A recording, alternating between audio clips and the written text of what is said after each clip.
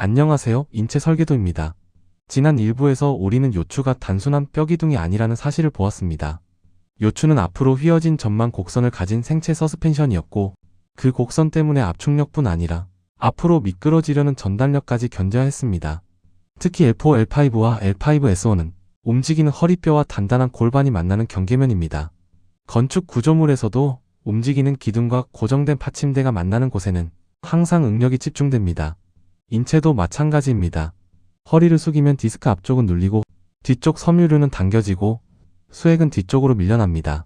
그리고 그 뒤쪽, 특히 후방 외측에는 후종인대가 넓게 막아주지 못하는 해부학적 빈틈이 있습니다. 문제는 이 빈틈이 신경근이 지나가는 길목과 겹쳐 있다는 것입니다. 그래서 허리 디스크가 터지는 방향은 우연이 아니었습니다. 구조와 힘의 방향이 그곳을 향하도록 몰아가는 것입니다. 오늘 2부에서는 그 힘이 실제 데드리프트 순간 어떻게 요추 한 지점으로 몰리는지 보겠습니다. 바벨의 하중은 손에서 끝나지 않습니다.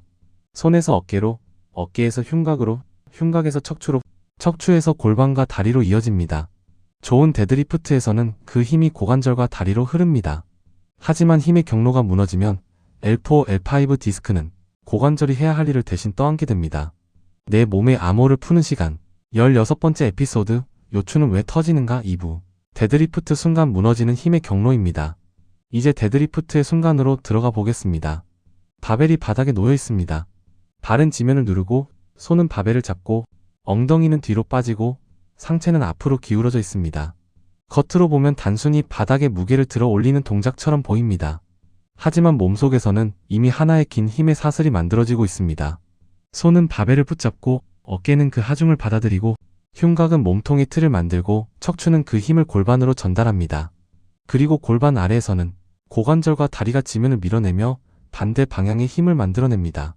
즉 데드리프트는 손으로 드는 운동이 아니라 발바닥에서 시작된 힘이 몸 전체를 관통해 바벨까지 가는 운동입니다. 그 경로의 중앙에 요추가 있습니다. 좋은 데드리프트에서는 고관절이 주된 회전축이 됩니다. 엉덩이가 뒤로 접히고 햄스트링과 둔근이 늘어나며 요추는 상대적으로 중립을 유지합니다. 이때 몸통은 단단한 철제 빔처럼 작동하고 고관절은 그 빔을 들어 올리는 강력한 힌지가 됩니다. 하지만 나쁜 데드리프트에서는 회전축이 고관절에서 요추로 이동합니다. 엉덩이가 충분히 접히지 않고 허리가 대신 둥글게 말립니다. 그 순간 L4, L5는 고관절이 해야 할 일을 대신 떠안습니다. 고관절은 큰 관절이며 둔근과 햄스트링이라는 거대한 엔진이 붙어 있습니다. 반면 요추는 작은 척추뼈와 디스크, 그리고 좁은 관절들이 이어진 정밀한 분절 구조입니다. 큰 힌지가 해야 할 일을 작은 디스크가 대신하면 문제는 필연적으로 발생합니다. 이것은 대문 경첩으로 버텨야 할 하중을 작은 노트북 힌지에 걸어버리는 것과 같습니다. 처음 한두 번은 버틸 수 있습니다. 하지만 반복되면 섬유륜 내 뒤쪽 섬유가 미세하게 벌어지고 수액은 조금씩 뒤로 이동하며 디스크 내부 압력은 비정상적으로 재분배됩니다. 여기에 회전까지 더해지면 상황은 더 나빠집니다. 디스크의 섬유륜은 층마다 콜라겐 방향이 다르게 교차해 있어 비틀림에 어느 정도 저항합니다. 하지만 허리가 굽은 상태에서 몸통이 살짝 틀어지고 그 상태로 바벨을 당기면 섬유륜의 일부 섬유에는 압축과 장력, 전단과 비틀림이 동시에 걸립니다. 인체 조직은 하나의 방향에서 오는 힘에는 강합니다. 하지만 여러 방향의 힘이 동시에 겹치면 훨씬 쉽게 실패합니다. 이것이 허리를 다치는 순간이 극적인 사고처럼 보이지 않는 이유입니다. 때로는 무거운 바벨도 아닙니다. 바닥에 가벼운 물건을 줍다가 세면대에서 허리를 숙이다가 차 트렁크에서 물건을 비틀어 꺼내다가 갑자기 허리가 찌릿하고 무너집니다. 사실 그 순간은 처음 손상이 시작된 순간이 아닐 수 있습니다. 오래전부터 반복된 미세 손상이 섬유륜 내부에 작은 균열을 만들고 그 균열이 어느 날 마지막 하중을 못 견디고 열리는 순간일 수 있습니다. 디스크가 실제로 뒤로 밀려나면 또 다른 비극이 시작됩니다. 요추 뒤쪽에는 척추관과 신경근이 있습니다. 특히 L4, L5 디스크가 후방 외측으로 탈출하면 해부학적으로 그 레벨을 지나 내려가는 L5 신경근이 눌릴 수 있습니다. 이 지점은 에피소드 11편에서 이미 보았던 전력망의 붕괴와 연결됩니다. 허리에서 눌린 신경은 다리로 가는 전선입니다.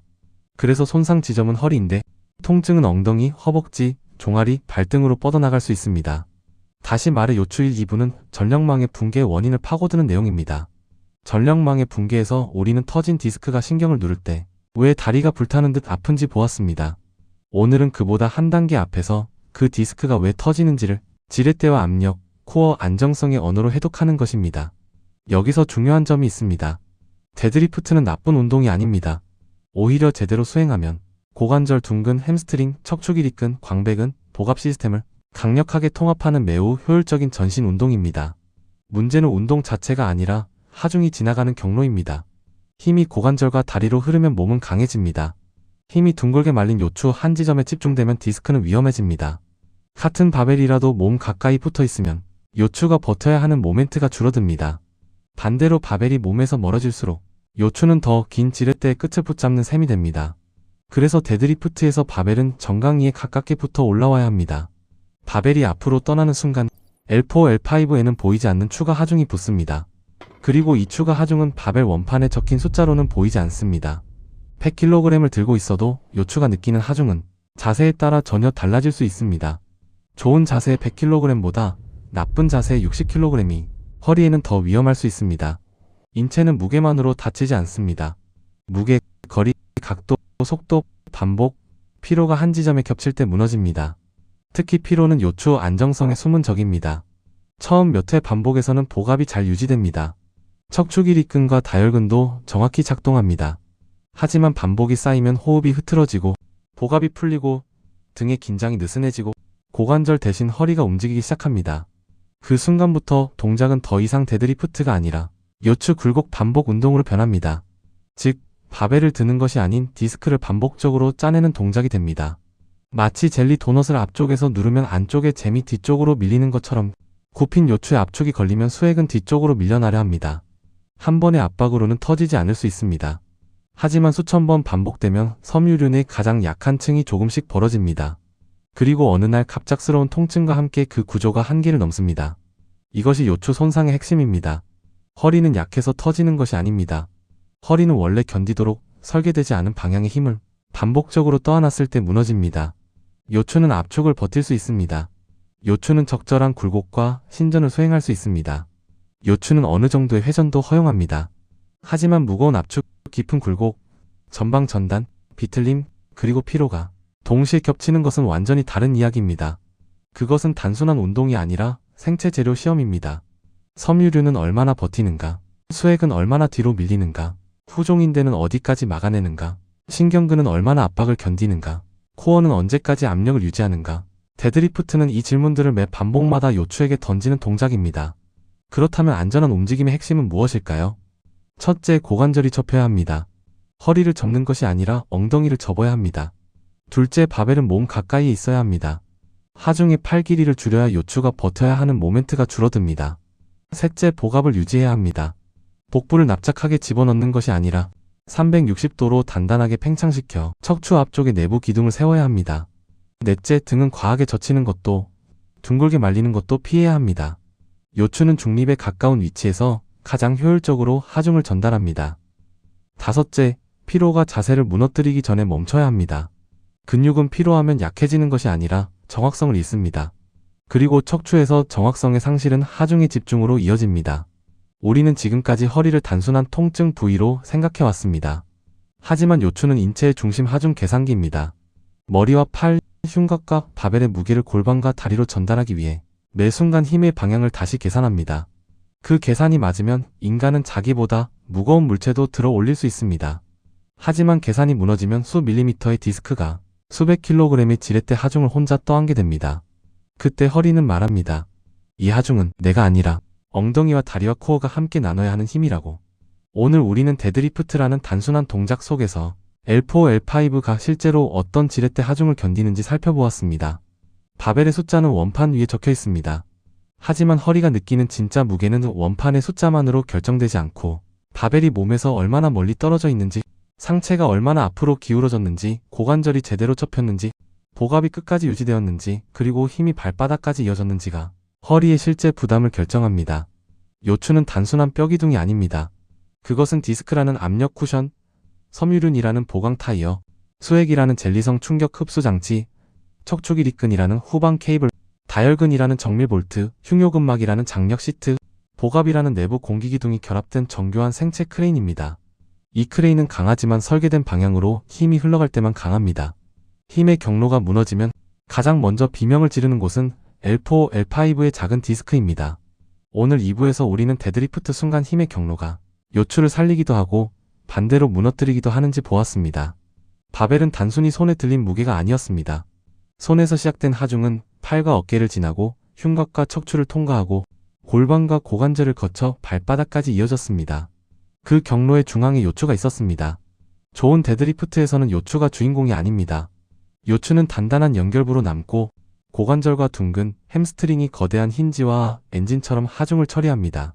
하지만 나쁜 데드리프트에서는 바벨이 몸에서 멀어지고 허리가 둥글게 말리며 상체와 바벨이 만들어낸 지렛대 하중, 굽힘, 압축, 전단, 비틀림이 L4, L5라는 작은 생체 베어링에 한꺼번에 몰립니다. 허리 디스크는 무작위로 터지는 것이 아닙니다. 요추 전만, 요천 추가, 전달력, 지렛대 하중, 디스크 내부 압력, 후종인대 빈틈, 신경근의 위치, 이 모든 조건이 하나의 방향으로 겹칠 때 수액은 후방 외측으로 밀려납니다. 그것은 구조와 힘의 방향이 만들어낸 잔혹한 물리학적 필연인 것입니다. 그리고 터져나온 수액은 결국 우리가 전력망의 붕괴에서 목격했던 다리로 가는 신경광 케이블을 처참하게 짓눌러버립니다. 허리에서 시작된 구조적 붕괴가 엉덩이와 허벅지, 종아리와 발끝의 화재 같은 방사통으로 이어지는 완벽한 인과관계가 여기서 완성됩니다. 에피소드 11이 끊어진 전력망의 증상을 보여준 편이었다면 에피소드 15, 16은 그 전력망을 누르는 디스크가 왜 터지고 왜 하필 그 방향으로 터지는지를 힘의 방향과 해부학적 빈틈으로 증명한 에피소드입니다. 하지만 인체는 이 위험한 구조를 아무 방어 없이 방치하지 않았습니다. 디스크라는 압력 쿠션, 섬유륜이라는 보강 타이어, 수액이라는 젤리성 충격 흡수 장치, 후종인대라는 좁은 방어벽, 척추 길이끈과 다혈근이라는 후방 케이블, 흉요근막이라는 장력 시트, 복압이라는 내부 공기기둥이 함께 작용할 때 요추는 정교한 생체 하중 시스템이 됩니다. 허리를 지키는 핵심은 무게를 피하는 것이 아닙니다. 힘의 경로를 바르게 만드는 것입니다. 허리가 아니라 고관절이 접히고 바벨은 몸 가까이 지나가야 합니다. 복강 전체를 360도로 팽창시켜야 합니다. 그리고 피로가 자세를 무너뜨리기 전에 멈출 줄 알아야 합니다. 이 시스템은 강하지만 설계된 방향으로 힘이 흐를 때만 강합니다. 힘이 고관절과 다리, 그리고 단단히 잠긴 코어를 통해 흐르면 요추는 거대한 하중도 견딜 수 있습니다.